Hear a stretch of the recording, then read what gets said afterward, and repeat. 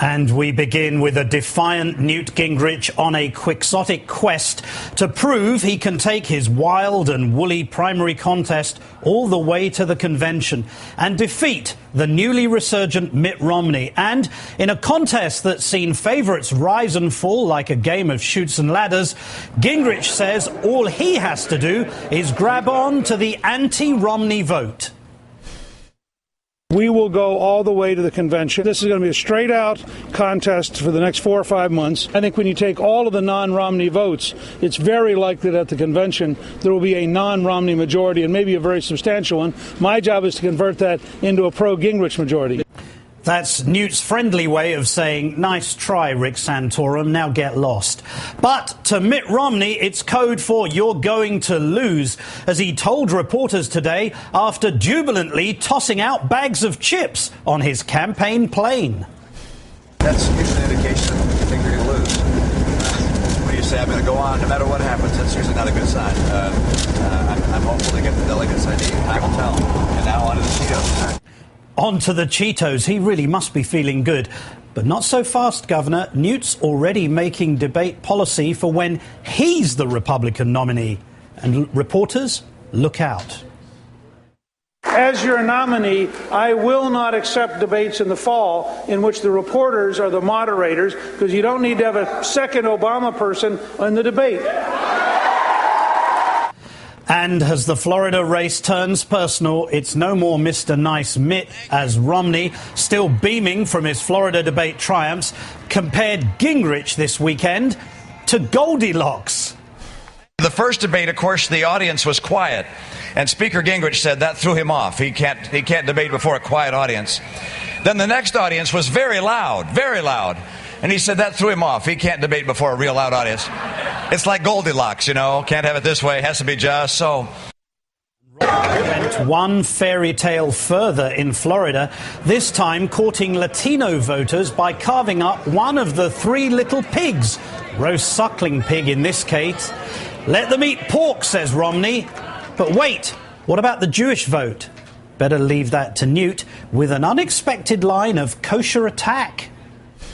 By the way, he eliminated serving kosher food for elderly Jewish residents under Medicaid. Oy vey, Mitt. And while Newt riles up the elderly Jewish contingent, his Fox pal Sarah Palin goes grunge, suggesting he could annoy many, many more. If for no other reason, rage against the machine, vote for Newt. Annoy a liberal, vote Newt. Keep this vetting process going. Keep the debate going. Indeed, Liberals would be so annoyed if Gingrich were the nominee. Not. And as the Republican establishment rallies around Romney, never fear, Newt, it's not only Palin who's got your back. That's right, the Cain train has rolled into a platform on the Newt Gingrich station. Herman Cain making a last-minute switch from endorsing the people to endorsing Gingrich. Well, I guess Florida is known as a swing state. And to hear Newt's campaign co-chair tell it, Newt's big hope is to wage a one-man war on both parties. He is the only one that's got the guts, the integrity, and the commitment to take the RNC on as much as the DNC. Integrity and commitment. Yes, indeed. Let's get right to our panel now. With us from Washington, MSNBC political analyst and former DNC communications director Karen Finney, MSNBC contributor, Washington Post opinion writer, the great Jonathan Capehart, and Ken Vogel, chief investigative reporter for Politico. And Karen, I want to start with you. Newt is clearly not listening to the Republican establishment who say he's an inconsistent buffoon and should get out of the race.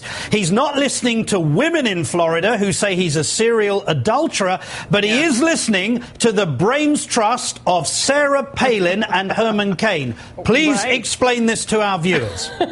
Well, and he's also not listening to common sense that says that maybe the weekend before a big election, you shouldn't have the guy who got out of the race because of allegations of having an affair when maybe that's a part you're not trying to emphasize and you're already losing with women voters. You know, Newt is freewheeling here. This is Newt being Newt, and he's apparently calling the shots. He said a while ago that, you remember, he said he fired all his campaign, professionals, and now he's just doing it his way. I guess that's what this is. Of course, it's representative of the same kind of bizarre, erratic behavior that got him in trouble in the building right behind me. Indeed. John, I guess you have to admire Newt's self-confidence. He does say that he was responsible for developing supply-side economics under Ronald Reagan. He says that he led to the defeat of communism in 1989. I'm also assuming that he'd also like to take credit for the reconstruction of the Great Wall of China under the Ming Dynasty in 1368. This man has confidence. Yes, he does. Yes, he does. And I think one of the reasons why he gets so upset with the Republican establishment telling him what to do is because he considers himself to be the creator of that establishment. But why don't I go back to your original question to Karen? I think one of the reasons he is glommed onto and is willingly accepting the support of Herman Cain and Sarah Palin is because he's going to take the support wherever he can get it, one. But also, there are no two people in Republican Party politics or in politics in general who are guaranteed to get attention, get press, get cameras, get reporters than Herman Cain or Sarah Palin. And with these two, he's got what's that called? A double play. Don't forget the Donald now, Jonathan. Don't forget the Donald. But, John, even if the attention is entirely negative...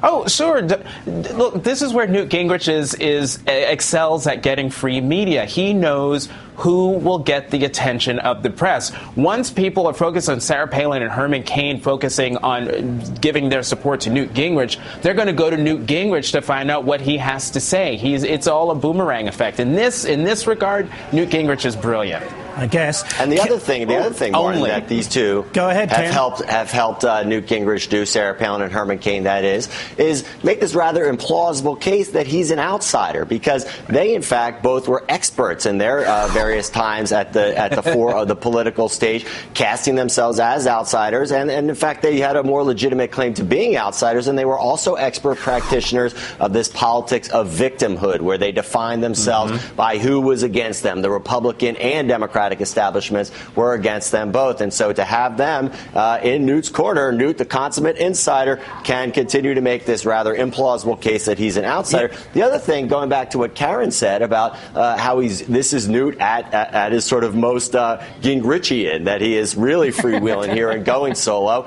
Yeah, that's right. And look at the polls. Look at the results. He's getting crushed by Mitt Romney.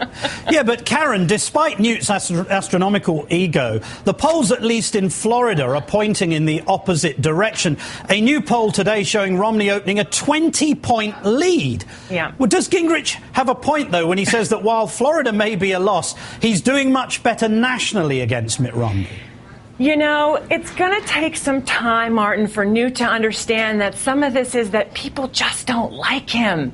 It's not because of the ads and the super PACs. It's not because of the audience. It's that they really just don't like him. It's going to take him a while to figure that out. But look, part of Newt's strategy here, on a serious note, and this is what happens when these races start to get drawn out. He's looking for any shifting rationale that he can to make to voters, right? So his rationale slightly before South Carolina was a little bit different right after South Carolina, when he was, on a roll. And now it's, well, I'm the, anti-establishment outsider guy in the lamestream media. It's their fault. And that also plays into Herman Cain and Sarah Palin. So, in his own mind, he's got an ongoing, evolving rationale why he's the guy and should be the guy.